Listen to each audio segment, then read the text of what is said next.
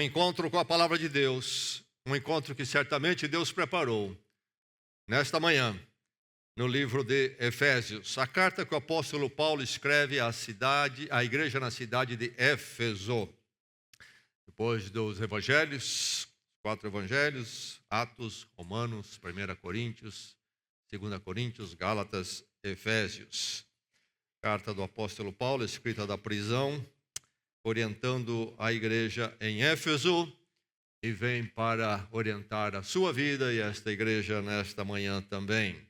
Nós vamos focar no capítulo 5, mas vamos antes ler outros textos, passear um pouco pelo livro, a fim de entendermos o que é que realmente o capítulo 5 quer dizer.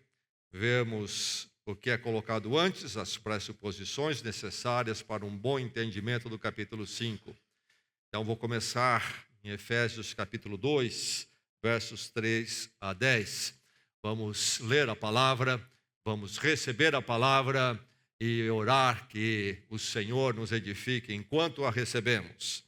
Ouça o apóstolo falando, então uma palavra apostólica, então uma palavra de autoridade sobre a igreja, sobre a vida do discípulo de Cristo. Efésios 2:3. Anteriormente, todos nós também vivíamos entre eles, satisfazendo as vontades da nossa carne, seguindo os seus desejos e pensamentos. Como os outros, éramos por natureza merecedores da ira de Deus. Todavia, Deus, que é rico em misericórdia, pelo grande amor com que nos amou, deu-nos vida com Cristo, quando ainda estávamos mortos em transgressões. Pela graça, vocês são salvos. Deus nos ressuscitou com Cristo e com Ele nos fez assentar nos lugares celestiais em Cristo Jesus. Não estamos lá literalmente ainda, mas posicionalmente em direito estamos em Cristo e estaremos no futuro. Deus nos ressuscitou com Cristo e com Ele nos fez assentar nos lugares celestiais em Cristo Jesus para mostrar nas eras que hão de vir a incomparável riqueza de sua graça, demonstrada em sua bondade para conosco em Cristo Jesus. Pois vocês são salvos pela graça, por meio da fé. E isto não vem de vocês, é dom, é dádiva de Deus, não por obras, para que ninguém se glorie. Não por obras, não pelos seus méritos religiosos e morais, não por obras, para que ninguém se glorie. A salvação não é glória nossa, mas de Deus em Cristo, em graça, para que ninguém se glorie. A glória de Deus. Verso 10, porque somos criação de Deus, realizada em Cristo Jesus, para fazermos boas obras, as quais Deus preparou antes para nós as praticarmos. Abençoado e feliz é aquele que pode dizer que essas palavras são verdades na sua vida. Anteriormente mortos em transgressões, mas pela graça ressuscitados e salvos em Cristo Jesus, para as boas obras, para uma nova vida. Efésios, agora capítulo 2, verso 19. Portanto, vocês já não são estrangeiros nem forasteiros, mas concidadãos dos santos e membros da família de Deus. Santos não no sentido da doutrina católica romana, mas como a Bíblia coloca, santos como participantes da igreja, do povo de Deus, separados para Deus, mas concidadãos dos santos e membros da família de Deus, edificados sobre o fundamento dos apóstolos e dos profetas, tendo Jesus Cristo como pedra angular, no qual todo edifício é ajustado e cresce para tornar-se um santuário santo no Senhor. Nele vocês também estão sendo edificados juntos para se tornarem morada de Deus por seu Espírito Santo. E agora então no capítulo 5. Capítulo 5 a partir do verso 21, vamos até capítulo 6, verso 4. Diante desta obra toda de salvação e transformação e nos fazer povo de Deus, há uma porção de aplicações e consequências que o apóstolo Paulo discute, então, na última parte aqui desta carta, deste livro. E aqui está uma delas, verso 21. Sujeitem-se uns aos outros por temor a Cristo. Eis o princípio maior, o princípio mor, a lei de Cristo. Para o povo de Deus, sujeitem-se uns aos outros por temor a Cristo. Mulheres, sujeite-se cada uma ao seu marido como ao Senhor, pois o marido é o cabeça da mulher, como também Cristo é o cabeça da igreja, que é seu corpo, do qual ele é o Salvador. Assim como a igreja está sujeita a Cristo, também as mulheres estejam em tudo sujeitas a seus maridos. Maridos, ame cada um a sua mulher.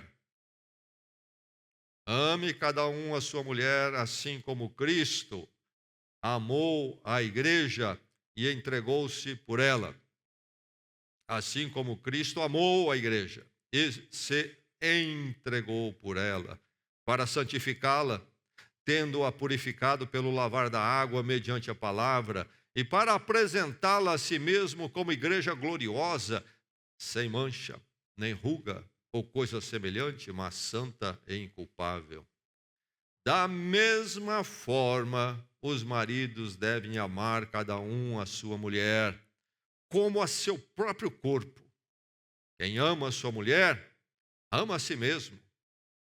Além do mais, ninguém jamais odiou o seu próprio corpo, antes o alimenta e dele cuida, como também Cristo faz com a igreja, pois somos membros do seu corpo. Por essa razão, o homem deixará pai e mãe e se unirá à sua mulher, e os dois se tornarão uma só carne. Este é um mistério profundo, refiro-me, porém, a Cristo e à igreja. Portanto, cada um de vocês também ame a sua mulher como a si mesmo, e a mulher trate o marido com todo o respeito. Filhos, obedeçam a seus pais no Senhor, pois isso é justo. Honra teu pai e a tua mãe. Este é o primeiro mandamento com promessa, para que tudo corra bem e tenhas longa vida sobre a terra. Pais, não irritem seus filhos, antes criem-nos segundo a instrução e conselho do Senhor. Filhos, obedeçam a seus pais no Senhor. Honra teu pai e tua mãe. Pais, não irritem seus filhos, antes criem-nos segundo a instrução e conselho do Senhor. Esta é a palavra de Deus. A minha família não é o que eu queria ter. Ouvi isto de um homem anos atrás que veio conversar comigo porque atravessava um momento terrível na sua família. Aliás, não um momento, era uma história terrível. E depois de conversar com ele por uns instantes, ele começou a narrar a situação toda e de repente, ele começou a chorar. Um homem chorando mesmo. E nesse choro ele disse para mim, minha família não é o que eu queria ter. Momento de frustração e até de amargura e muita tristeza. Correu a história, passaram-se os anos e chega num ponto onde ele olha para tudo e diz: não é o que eu queria ter. Está tudo errado, estou frustrado. Qual é a sua experiência com a sua família? Qual é a sua experiência com o seu matrimônio? Qual é a sua experiência com a sua educação de filhos? A palavra do Senhor é para você nesta manhã. É preciso equacionar. Família equacionada é um assunto desta manhã e deste texto que nós lemos. Equacionar é você trabalhar as questões envolvidas para chegar à solução, à resolução. Fala-se na matemática em equação. E você aprende equação. Então você vai aprender a trabalhar com os números, as informações que lhe são dadas, de forma que você articula tudo aquilo, cada ponto, cada movimento, para chegar à resolução certa, adequada. Equacionar. É preciso equacionar a família para ser a experiência abençoada que Deus quer dar a você e dar à sua família. Família equacionada. Então, meu irmão, minha irmã, você que nos visita aqui nesta manhã, equacione sua família, sua vida familiar. E quando falarmos a palavra família aqui nesta manhã, vamos sempre lembrar, isto envolve o matrimônio, o primeiro passo da formação da família, e envolve o matrimônio, isto pai, mãe e filhos. Esta comunidade, a primeira comunidade ali que Deus cria então a partir do matrimônio. Equacione a sua família. Você equacionou? Você já pensou em todos os ângulos o que é o propósito e tem o objetivo a perseguir e sabe qual é a resolução correta a qual ela deve buscar e deve vir a ser? Equacione a sua família. Agora, quando pensamos em equacionar a família, a primeira coisa que deve entrar no nosso coração, entendimento, é que a família minha e a sua não é perfeita. Reconheça a imperfeição. Temos dificuldade nisto muitas vezes e por causa disso temos dificuldade de equacionar como deveríamos fazer. Quantos pais que têm dificuldade, por exemplo, de acertar o drama que seus filhos estão apresentando, porque eles têm dificuldade de reconhecer a imperfeição da sua família, da sua educação de filhos, etc. Reconheça a imperfeição. Meu sogro, já falecido, disse uma vez para mim: Gessé, a minha esposa está sempre muito próximo da perfeição. Eu admirei as palavras dele. Que reconhecimento maravilhoso. Isso mesmo, Gessé, ela está sempre próxima de mim. Deixe-me dizer que a imperfeição começa com você. Não começa com seus filhos e com seu cônjuge. A imperfeição está em nós. As famílias na Bíblia, interessante, se você ler a Bíblia, você não encontra família perfeita na palavra de Deus. Deixe-me dizer que nem a família de Jesus foi perfeita. A família onde ele nasceu, onde ele cresceu. Famílias imperfeitas nas Escrituras. Aliás, Efésios, o apóstolo Paulo escreve esta carta, essas instruções que lemos sobre a família. Por quê? Porque as famílias ali dos crentes em Efésios não eram perfeitas, precisavam dessa instrução para o aperfeiçoamento, para o crescimento. Da mesma forma, a palavra de Deus chega a nós esta manhã, justamente porque nós precisamos dela, nós precisamos de sermos aperfeiçoados. Na leitura nossa, nós vimos que as Escrituras do Novo Testamento usam a palavra santos para se referir àquele que já se converteu em Cristo, encontrou a Cristo, transformação, nova vida em Cristo, pela graça, tão bem descrita nesse texto. E a palavra santos das Escrituras, ela vai ter uma dimensão dinâmica. Ninguém é um santo num ponto que atingiu, mas está no processo de santificação. De um lado, sim, já aconteceu a separação do reino das trevas para o reino da luz. Pela graça de Deus fomos salvos do reino das trevas. Mas agora Deus está tirando o reino das trevas de dentro de nós. E é um processo que o Espírito Santo está fazendo da santificação. As famílias aqui nesta manhã necessitam de aperfeiçoamento porque são todas imperfeitas.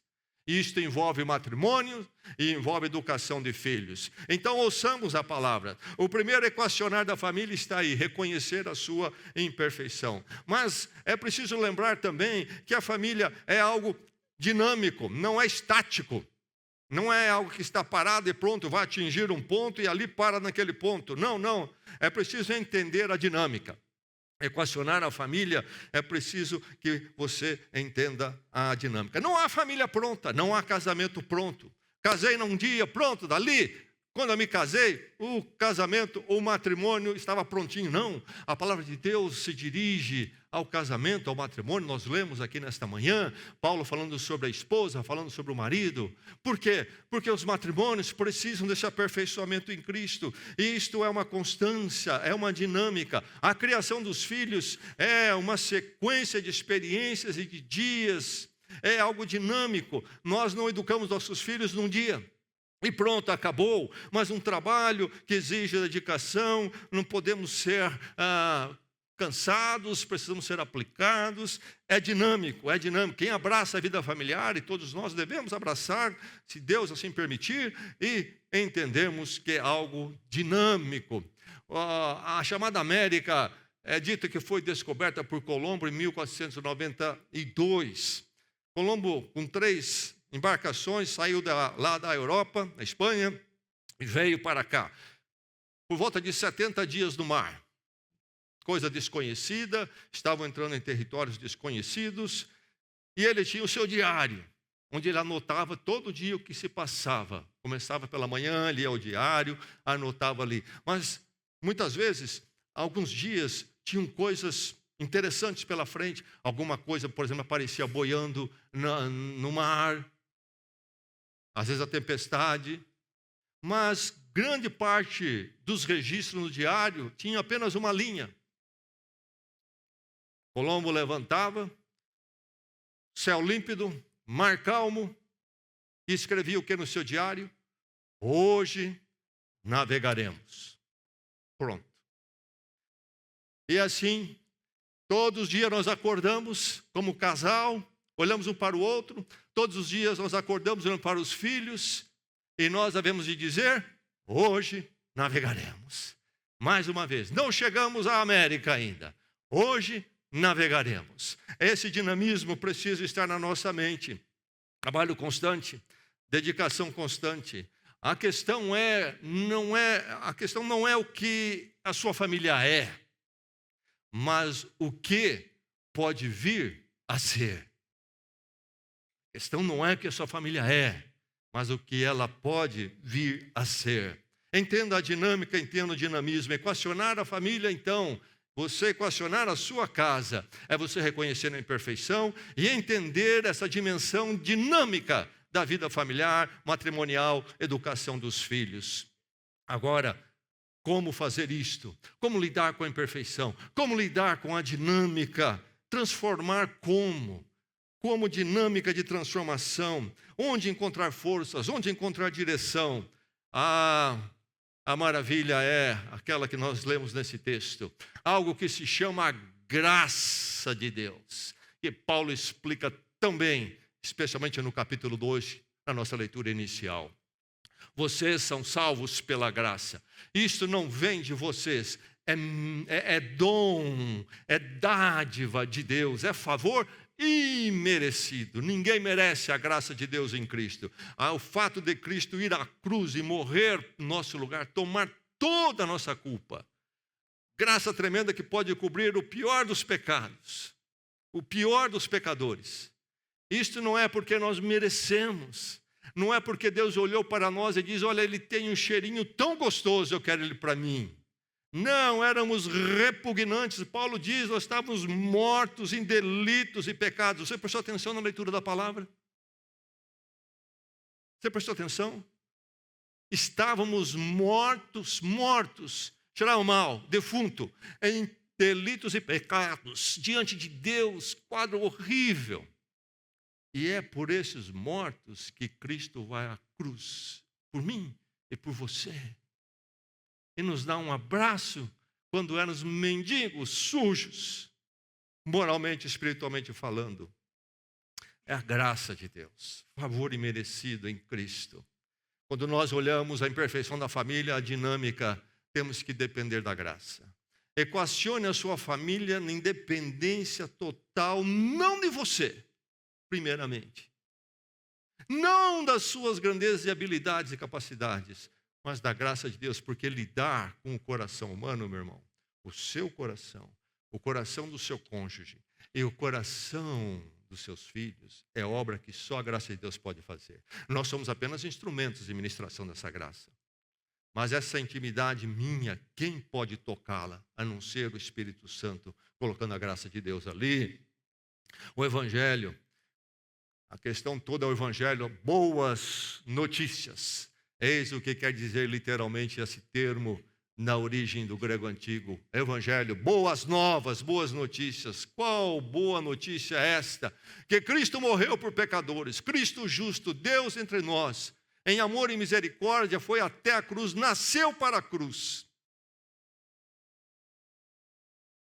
Foi a cruz não por justos e maravilhosos, mas por pecadores.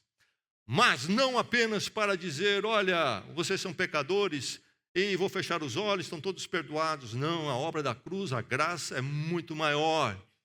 Transforma. Quando eu, pela fé, digo, Cristo morreu a minha morte, naquele dia, naquela hora, naquela cruz. Ele morreu a minha morte, realmente o meu pecado caiu sobre ele. Eu preciso do perdão dele, eu preciso da morte dele. Eu clamo a Deus, perdoa-me, não nos meus méritos que não tenho, mas nos Cristo Jesus, esse arrependimento, não remorso. Remorso não muda ninguém, não é do Evangelho. Remorso é ficar tristinho porque foi apanhado na contramão. Ficar meio chateado porque foi apanhado no erro. Arrependimento é meia volta, volta total. E aí a transformação. Morro com Cristo, Cristo morreu a minha morte, mas Ele ressurreto e eu nasço na nova vida com Ele. Já estou assentado nas regiões celestiais, diz o livro de Efésios. Já estou por direito lá. Cristo está lá, Cristo por mim, então estou lá também já nas regiões celestiais. É transformador essa graça. Por isso que vai dizer, vocês não são salvos pelas obras, mas pela graça, através da fé em Cristo, para as boas obras, para uma vida que seja digna na presença de Deus. Deus o resgata não para você continuar como era antes, na miséria sua, mas para aprender dele como viver, inclusive no matrimônio, inclusive na educação dos filhos, inclusive na forma de você olhar seus pais. O Evangelho é transformador. E aí então isto nos dá o quê? Um casamento, uma família, uma educação de filhos, uma forma de ver e tratar meus pais que seja cristocêntrico. A família toda cristocêntrica, isto é, centrada em Cristo. No que a sua família está centrada? É na graça? É em Cristo? Ou é no que a mídia está falando? Ou é no que aquele especialista nas ciências humanas falou? Aquilo que os seus parentes estão dizendo? Aquilo que você fica concatenando na sua cabeça? Ou você é orientado por Cristo na sua visão de família? No equacionar a sua família, você depende da graça? E aqui está a grande notícia maravilhosa. Eu, por exemplo, estou aqui trabalhando em Bragança com esta igreja quase há 40 anos. Cheguei numa cidade muito diferente do que é hoje e numa igreja muito diferente do que é hoje. E quando eu cheguei nesta cidade, nesta igreja, que era uma igreja bem pequena, muitas limitações, eu disse, deixa comigo. Deixa comigo. Eu dou um jeito nesse negócio aqui. Irmão, eu já falei que o coração humano, nenhum de nós é apto para transformá-lo. Uma única verdade me sustentava lá como hoje. Algo que se chama graça de Deus. E ela é poderosa. E onde ela bate, transforma. Somos apenas pequenos instrumentos. Quando nós olhamos nosso matrimônio, casamos, alegres. Quem é apto, se não for a graça de Deus, para fazer uma obra nesse casamento? Quem é apto para educar seus filhos, se não for a graça de Deus? Quem é apto para ser o filho, a filha que deve ser, se não for a graça de Deus?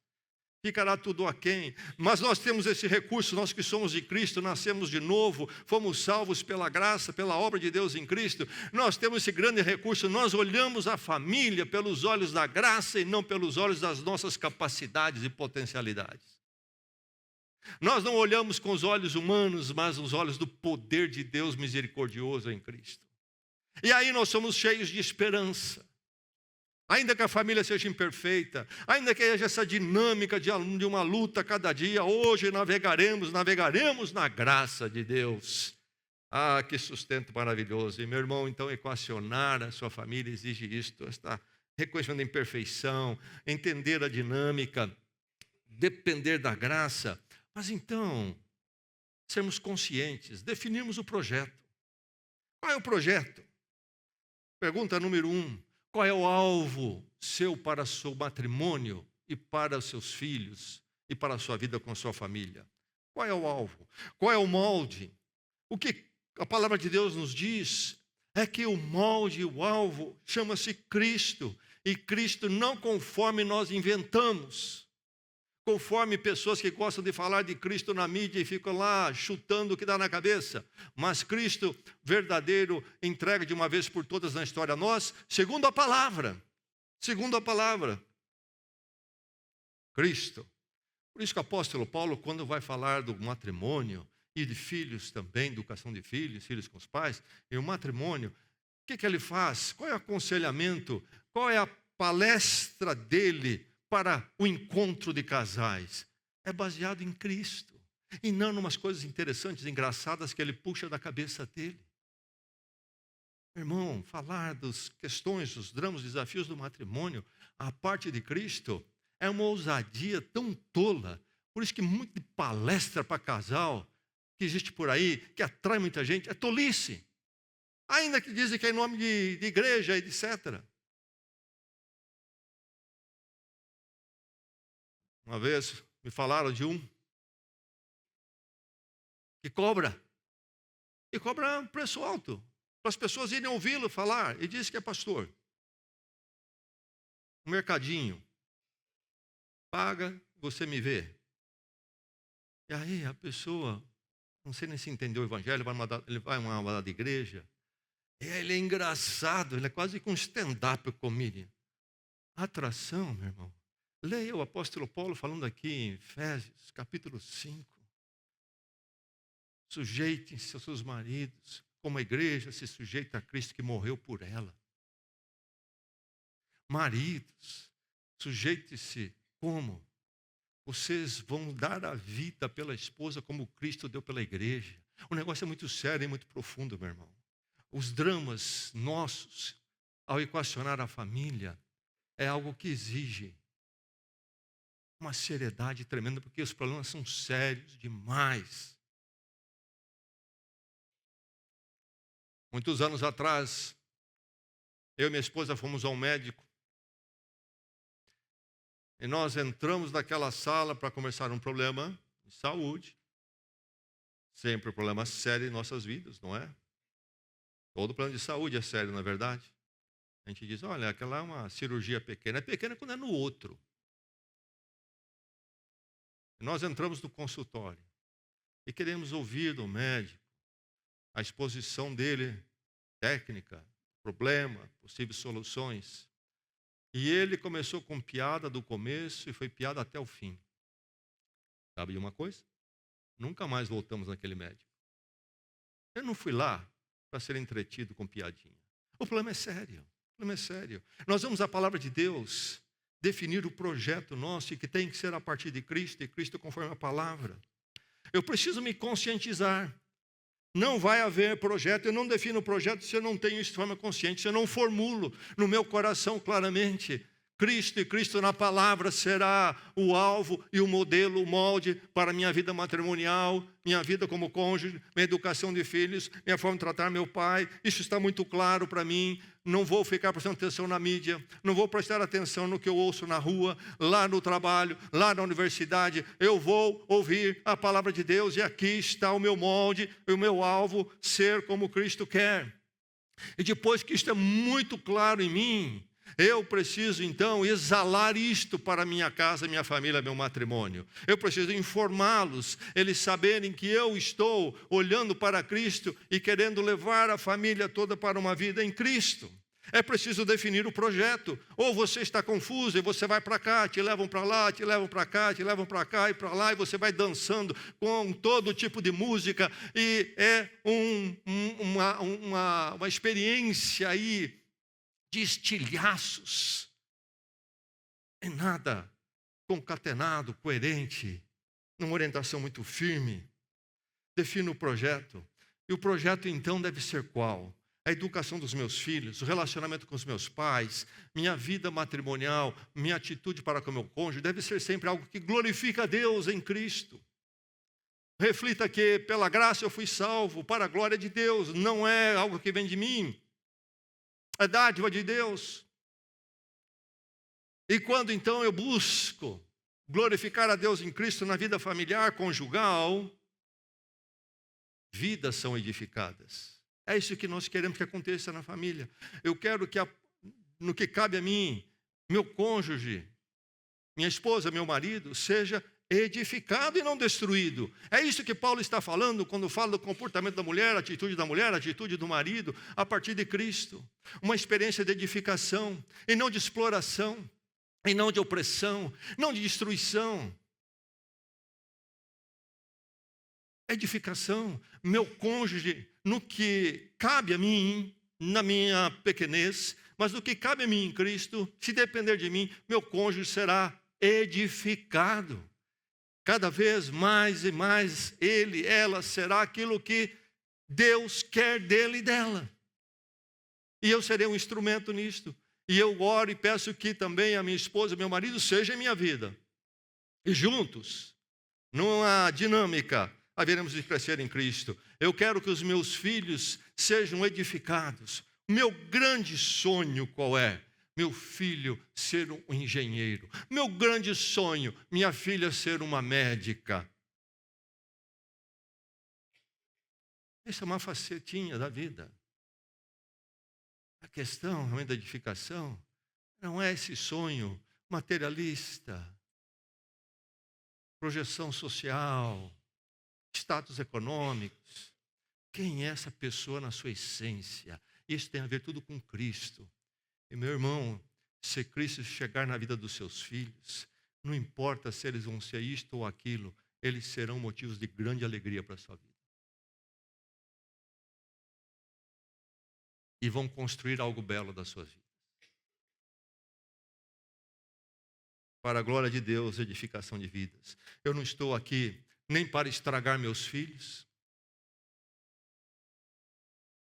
Eu sou o estraga-filho. E nem ser aquele opressor que destrói. Eu estou aqui em Cristo para edificar meus filhos. A minha atitude para com os meus pais deve ser a mesma. Eu devo ter uma atitude que contribua para que eles façam o papel deles. É preciso definir o projeto. Qual é o seu projeto?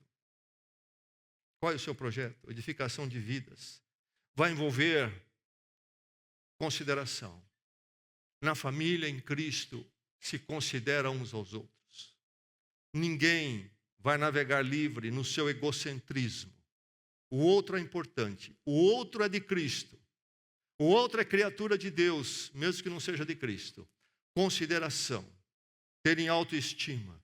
Não se dar a liberdade de desconsiderar o outro. E os filhos têm que aprender isso. E começa com eles observar como pai e mãe consideram um ao outro.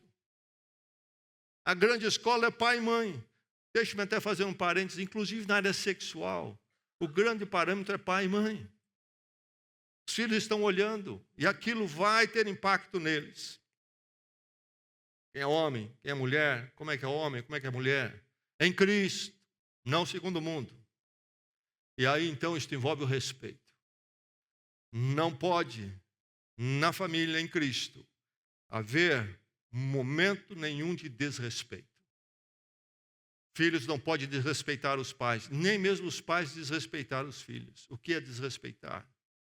Quando você o trata como menos que uma criatura de Deus. Você se dá o direito do desrespeito. Jamais isso pode acontecer. Ah, marido e mulher, triste é o dia, aquele momento, quando marido e mulher, um para com o outro, se dá o direito de agir com desrespeito para com o outro. Mas não tem dia que a coisa fica complicada, fica. É imperfeito. É imperfeito. E talvez a hora fica quente. Mas uma coisa é tratarmos o assunto com a sua complexidade, até com certo calor. Outra coisa é cruzar a linha do desrespeito. Respeito tem que ser mantido a qualquer custo. Não pode haver desrespeito. Quando eu me der o direito de tratar minha esposa, meu marido com desrespeito, é possível que o barco está naufragando mesmo. Por mais complexo que seja o problema e o desafio, o respeito tem que ser mantido. Porque agora eu me vejo nesse desentendimento, eu preciso ganhar isso aqui em qualquer argumento. Primeira coisa, deixa eu acabar com a minha esposa, com o meu marido. Deixa eu ter uma atitude que diga, você é menos, você não é importante para mim, você não é nada. Ou você é menos do que você pensa que você é. Falta o respeito. É preciso respeito sempre. Respeito tem tudo a ver com a comunicação, não é mesmo? Isto é, que mensagem eu passo para você? Primeiro é a fala. E aí pode haver o desrespeito. Sabedoria da comunicação. A comunicação. Efésios mesmo diz para sempre falarmos a verdade em amor. Falar a verdade em amor. É em amor falar a verdade. É preciso as duas coisas. Falar a verdade não tem nada a ver com abandonar o amor e o respeito. Nós pensamos às vezes, eu falei o que eu tinha que falar. O que foi? Eu perdi o controle, perdi o respeito pelo outro, atropelei todo mundo. Falar a verdade de verdade, não tem nada a ver com ser desrespeitoso. Marido e mulher tem que manter o respeito na comunicação, na forma de falar, que palavras você usa, o que você diz do outro. Existe no estudo da retórica e do argumento, tipos de argumentação.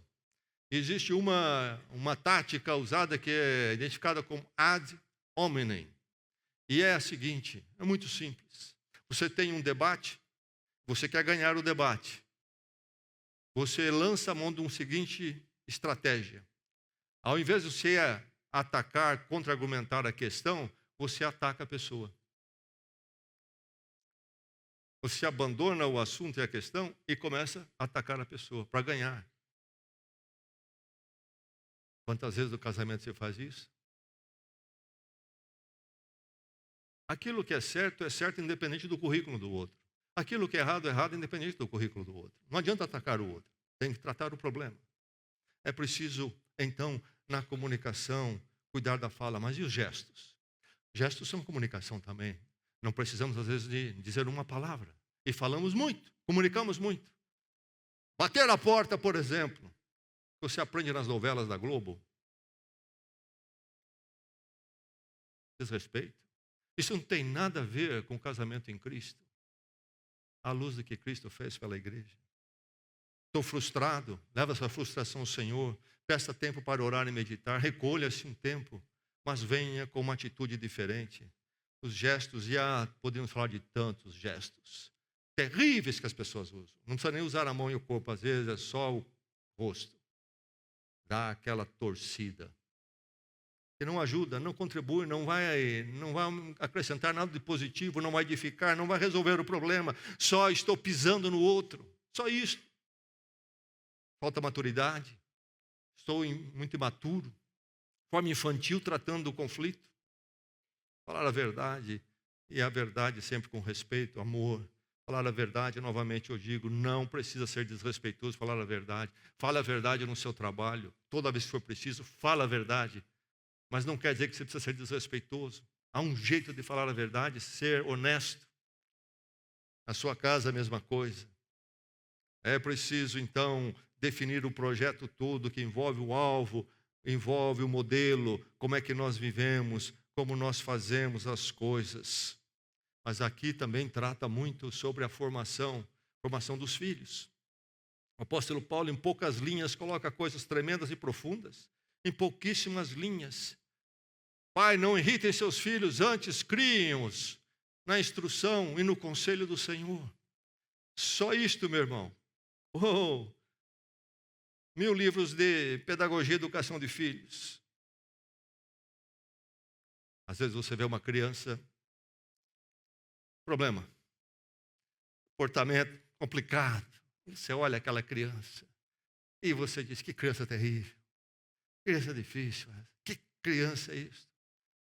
Há lugares como supermercado, salão de cabeleireiro. Na escola você não sabe, você está lá, você paga, entrega, tchau, vocês se virem aí. Todos santinhos aqui, inclusive meu filho, estou pagando, vai ser maravilhoso o dia aqui dentro. Filha, criança complicada, difícil, a igreja. Eu disse igreja, na conexão. E aí, nós olhamos para a criança e nós temos um pensamento, uma atitude, julgamento da criança. Meu irmão, o problema não é essa criança. Sabe quem é o problema? Pai e mãe. Crianças são distintas. Nós não somos iguais, e nem nossos filhos. Uns são mais desafiadores, são mais ativos, etc. Outros são mais tranquilos, mais recatados. Tem que ter sabedoria para lidar com cada um. Mas a questão é sempre a seguinte: o comportamento, a forma da criança ser, uma criança ainda de idade, de submissão aos pais, é um problema dos pais. E aí, então, a coisa não vai bem por causa dos pais. Por causa dos pais. Pai ausente, indolente, presente fisicamente, mas indolente, não vejo. A criança está lá num grupo, quem sabe, da igreja. E a criança, e o pai não está vendo nada. Acorda, é seu filho. Todo mundo está olhando. Está incomodando, subiu no sofá, trepou na mesa. Cuidado. Pais indolentes não estão criando seus filhos na instrução e no conselho do Senhor. Desatentos. O filho príncipe, a filha princesinha. Um dos grandes engodos dos nossos dias. O filho príncipe. Não vou nem falar muito disso, você sabe o que é. Provérbios 29, 15. A vara da correção dá sabedoria. A vara da correção dá sabedoria. Mas a criança entregue a si mesmo vem a envergonhar a sua mãe e seu pai também. E como passam vergonha? Vai para a escola, volta recado, vai na igreja, difícil. Passa vergonha. Por quê? Falta a vara da correção da disciplina. Nós não recebemos de Deus príncipezinhos e princesas. Nós recebemos gente imperfeita, que precisa do evangelho, precisa da instrução, do conselho, precisa de pai atento, precisa ser de pai que presta atenção, que está aplicado. Não é fazer um bonitinho para falar para os outros. Porque meu filho Jesus... precisa tratar com cuidado, tudo isso aí, com atenção. Sabe por que Deus deu filho aos pais? Porque eles precisam dos pais. Eles não precisam do terapeuta, eles não precisam do psicólogo, eles precisam dos pais. Eles não precisam do governo com as suas escolas, eles precisam dos pais. Formação. Palavra, você filho, filha, obedeçam aos seus pais, honre-os. É interessante que a palavra nem de Deus nem fala em ame os seus pais. Obedeçam, honrem a vida toda. Obedecer certamente vai até uma idade, depois é honrar para sempre. Você tem honrado os seus pais, tem obedecido os seus pais.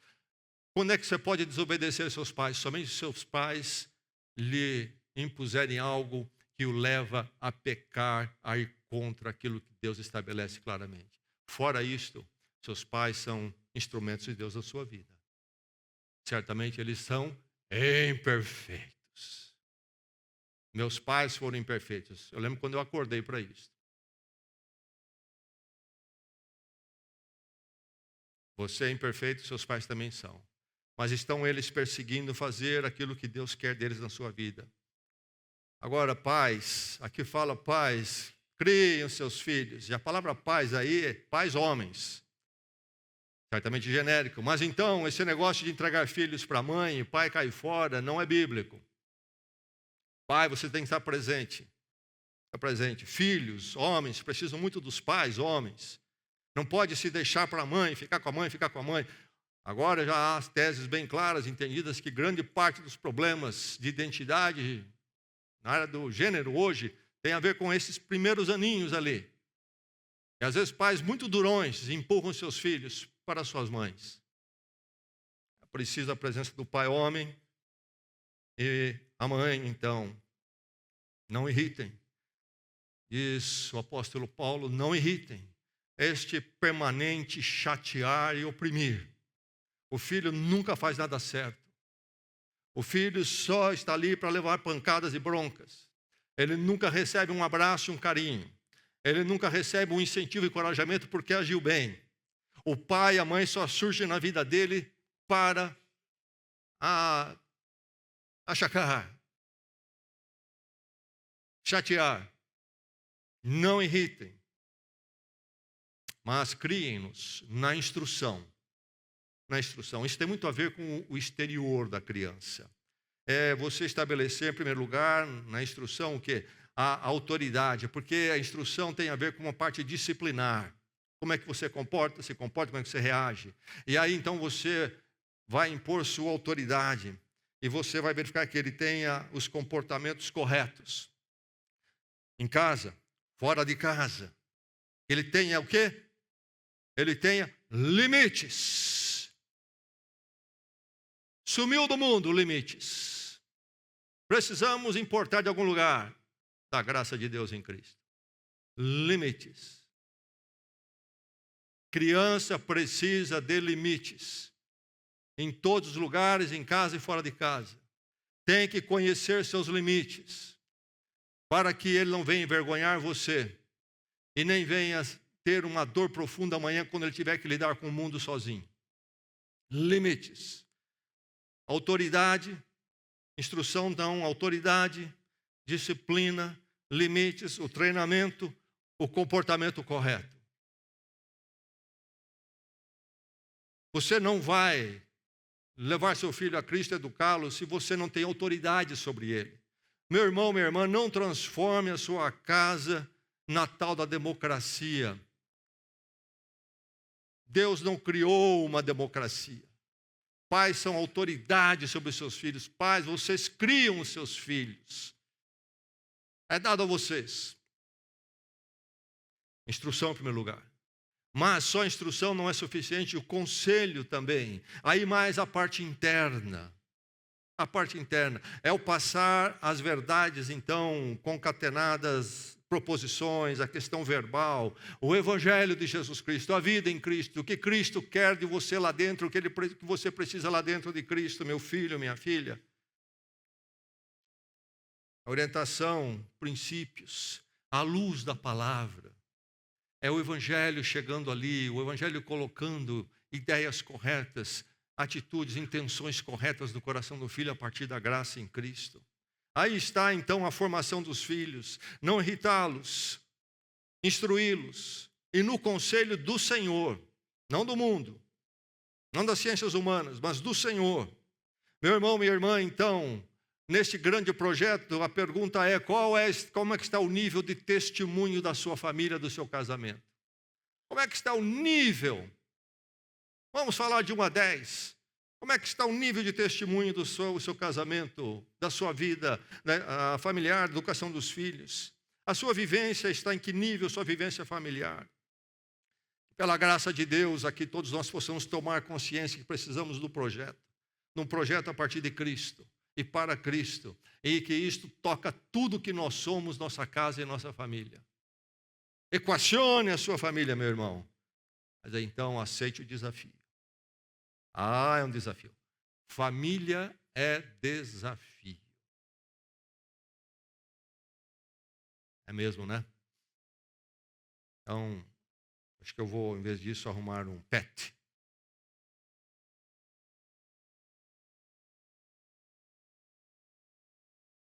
Uma pessoa próxima a mim que ela sempre diz, olha, tem ido aí para hotéis, etc. Às vezes para passar um fim de semana. E do jeito que as pessoas estão tratando os filhos, do jeito que eles estão tão perdidos, é melhor ter pet mesmo.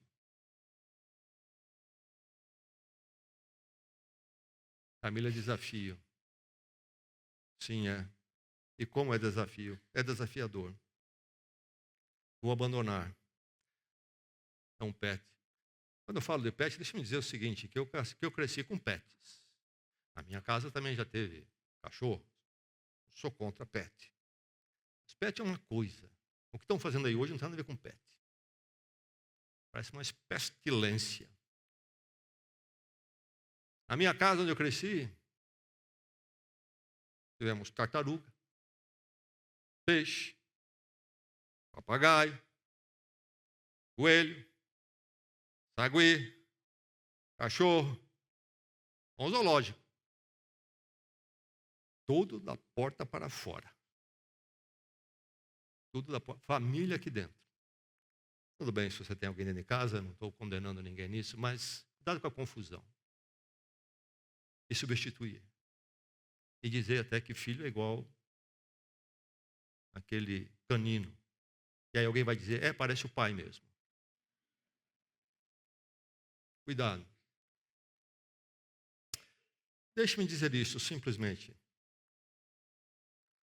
Toda boa obra, tudo que é precioso, é trabalhoso. Você me ouviu? Você está no seu trabalho. Por que você fica lá e não abandona, não vai viver com um pet no meio do mato? Porque é precioso. Tudo que é precioso é trabalho. Aquilo que é precioso, aquilo que tem valor, dá trabalho. Não se esqueça disso. Então, equacione a sua família aceitando o desafio e não fugindo dele. Dias de seres humanos cada vez mais Nutella. Fracos. Fogem do desafio das coisas preciosas. Que Deus levante nesta igreja rapazes fortes e firmes para aceitar o desafio do casamento, da família e criação de filhos. Que Deus levante meninas e garotas fortes para viver e equacionar a família à luz da palavra. Equacione a sua família, aprecie a sublimidade dela. Escreva isto, não há nada igual à família. Não há nada igual à família. Sim, é um desafio, mas é sublime. Chegar à velhice e dizer nada tenho, é difícil. E algumas pessoas têm que viver isso. Mas viver com a família, ter uma família, é algo sublime. É algo maravilhoso. Não despreze se Deus tem te dado essa oportunidade. Porque há muitos que lamentam por não terem, às vezes por circunstâncias da vida. É algo sublime. O que há mais de difícil do que chegar em casa? Eu me lembro, nas minhas vidas de solteiro, eu saí de casa cedo. Foi cuidar da minha vida. E aí morava com mais um ou dois rapazes. Amigos. Meu irmão, todo dia ir lá para encontrar dois homens ali. Aquela vida, negócio que a gente aguentava porque é temporário. Pior, chegar em casa, não morar numa república, num dormitório, mas chegar em casa e abrir a porta. Alô!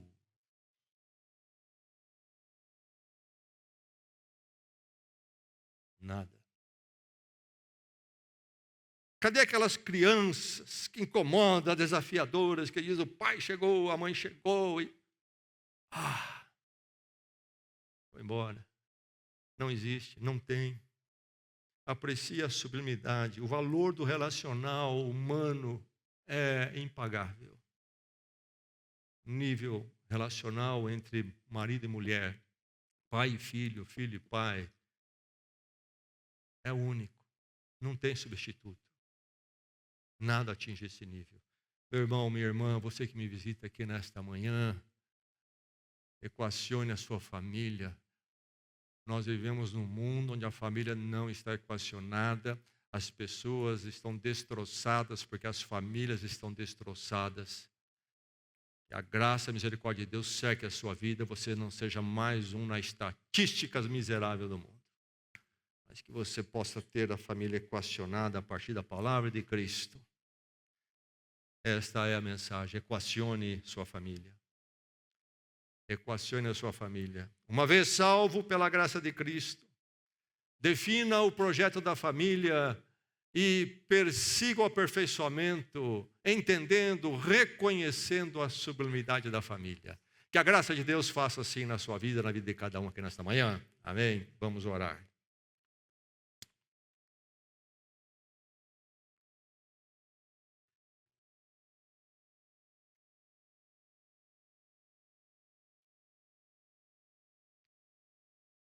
Nesta manhã, Senhor, quando nós somos lembrados que outrora, lá no passado, do teu coração e mente surgiu a família,